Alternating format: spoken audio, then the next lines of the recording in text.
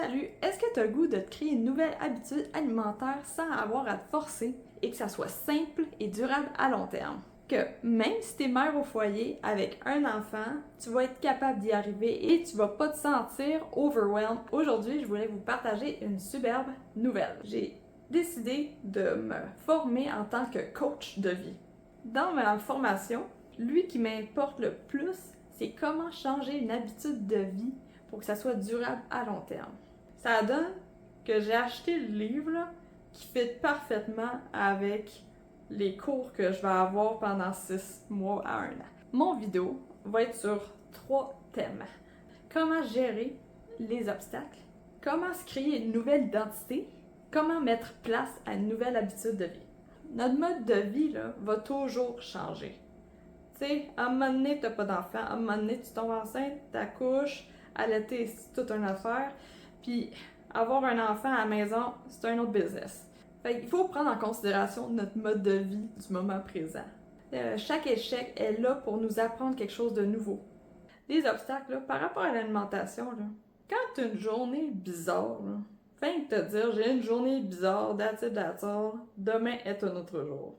Hier soir, j'étais hyper fatiguée à 5 heures. Quand t'es trop fatigué, c'est normal d'avoir de la misère à manger. Mais j'avais besoin de mettre un petit quelque chose dans mon bedon afin d'aller dormir. Alors, ce que j'ai fait, je me suis pris une banane. Oui, c'est super sucré, une banane, mais je m'en fous. Je vais manger un petit quelque chose, j'allais me brosser les dents, j'allais dormir à 6h30 du soir. Quand je vais dormir à cette heure-là, c'est parce que j'ai besoin de dormir. Pense aussi à c'est quoi j'aurais pu mieux faire. Qu'est-ce qui a fait que je me suis sentie de même à la fin de la journée? Hier, je l'ai trop fait. Hier, j'avais besoin d'une sieste dans la journée. Alors, je l'ai pas faite et je pouvais la faire en plus. Oups! Comme j'ai dit, aujourd'hui est un autre jour. Comment changer une habitude de vie? C'est en changeant notre identité. Qui es-tu? Es-tu sportive? Es-tu écrivaine? Es-tu musicienne? Ok. Oui, ça n'a aucun rapport avec l'alimentation, ce que je viens de dire, hein? Mais non, ça a rapport avec l'alimentation. Pour atteindre les objectifs qu'on veut dans la vie, il faut de l'énergie. Pour avoir de l'énergie, il faut une bonne alimentation aussi. Être le classique, t'as le goût de t'entraîner, avoir des muscles, te sentir plus forte. C'est pour ça que ça va être important de savoir pourquoi tu veux changer ton alimentation. Une fois que c'est clair, l'identité que tu veux avoir. En se décrivant en tant qu'une personne qui veut être active, ça va t'encourager à faire des changements alimentaires afin d'obtenir le nouveau mode de vie que tu veux avoir. On ne change pas pour 1 ou 2 mois, on veut changer pour du long terme ici. Par exemple, tu as le goût de perdre du poids. Donne-toi pas un défi de je vais perdre 20 livres en dedans de X mois. Il faut que tu te mettes des habitudes de vie qui vont refléter la nouvelle identité que tu veux avoir. À partir d'aujourd'hui, tu dis que je m'entraîne 5 jours sur 7. Il faut que tu te dises ça de même. C'est de même que tu vas changer ta mentalité sur toi-même. Chaque fois que tu vas appliquer la nouvelle habitude de vie, même si c'est court, là, ça va rendurcir l'identité que tu veux avoir. Alors la question, qui veux-tu devenir? Comment mettre des habitudes alimentaires nouvelles, simples et efficaces à long terme? Bonne question, hein? Pour y arriver, là, il faut y aller petit pas par petit pas. Je vais te donner une couple d'idées par rapport à des petits changements alimentaires. Ça peut être aussi simple que manger un œuf à chaque matin. D'un coup que tu as l'habitude, là, à un moment donné, ça va être une seconde nature pour toi. Puis je dis ça, même si tu n'as pas faim. Mon habitude de vie, je me lève, je m'en vais aux toilettes, bien sûr, je descends, je fais 4 œufs. Que j'aille faim ou que j'aille pas faim, que mon gars soit réveillé, que mon gars soit pas réveillé, parce que surtout quand il est pas réveillé, puis que j'ai pas faim, non, je vais quand même faire mes 4 œufs, parce que si je me ramasse à avoir faim, puis que boum, il est réveillé, il est en mode « Hey maman, moi aussi j'ai faim, moi aussi j'ai faim! » Là, je vais faire « Ben ouais, mais moi aussi j'ai faim! Hey cool, j'ai 4 œufs déjà cuits! Nice! » Alors pour les habitudes alimentaires, hein, c'est important de le faire même si t'as pas faim. Tu vas l'avoir pour plus tard. Quand tu auras faim, là, ton futur toi va te dire merci d'avoir pensé à moi. Une autre idée de même. Super facile. Comme début, là, ça pourrait être aussi simple que toute la nourriture que tu cuis, ça soit dans du beurre, de la graisse de bacon ou une autre graisse animale de ton choix. Change rien là. Tu fais seulement changer avec quoi tu vas cuire tes aliments. Fais ça pendant un temps. Quand tu te sens à l'aise dans ta nouvelle habitude, là, tu t'en rajoutes un autre, et ainsi de suite.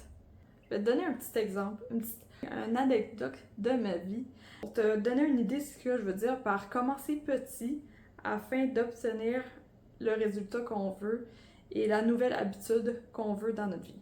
Après avoir accouché, là, physiquement, là, j'étais KO. Le métro, là, il y a 5 minutes de chez nous. Et ça, c'était trop loin. Parce que j'allaitais. Produire du lait, c'est de l'énergie. Avoir un premier enfant, c'est de l'énergie. Je veux dire, toute ta routine est chamboulée, là. La première tâche que j'ai réinstaurée dans ma vie, là, c'était le lavage. Puis quand je parle de faire son lavage, là, moi, je parle d'y aller étape par étape. Ça veut dire, je pensais optimisation d'énergie le plus que je peux. Alors, le linge, je vais tout de suite le garrocher dans la laveuse. Je vais faire en sorte que mon bac à linge sale soit juste à côté de la laveuse. D'un coup que j'ai parti à la laveuse. Pour le switch, soit je demandais de l'aide, ou soit je le faisais. D'un coup que c'était dans la sécheuse, là, on pouvait souffler, fait que ça pouvait rester là 1 à 3 journées. Après, je mettais mon bac devant ma sécheuse afin de m'assir et mettre ça dans le bac. Je m'assisais avec de la musique et je pliais le linge. Je mettais ça un peu partout sur le sofa, sur la table de salon. D'un coup, tout était plié. Je me disais, au fur et à mesure que je monte en haut, là, je vais emmener 2-3 morceaux par moment. Sinon, ça restait sur le sofa. Puis la table. Ah ouais! Parce que c'était bien trop d'énergie de tout emmener ça de même. Parce que mon gars, lui, sa routine va pas changer, ses besoins, ils vont pas s'adapter en fonction de mes besoins à cet âge-là. En bas d'1 an, là, non, il faut que tu t'adaptes au bébé. Alors, pour survivre toute ma journée, jusqu'à temps que papa arrive à 6 heures du soir, j'optimisais mon énergie avec des petites tâches comme ça. Alors, à chaque fois que je montais en haut, j'en emmenais 2-3 morceaux de linge et je le rangeais. C'est correct. Je remonte. Je vais monter 2-3 autres morceaux de linge et ainsi de suite. Et éventuellement, mon sofa, il était libre, il n'y avait plus de linge dessus et il n'y avait plus de linge sur ma table aussi. C'est ça que je veux dire par une étape à la fois. C'est la même affaire avec l'alimentation. Ça peut être aussi simple que tu cuis un œuf et c'est tout.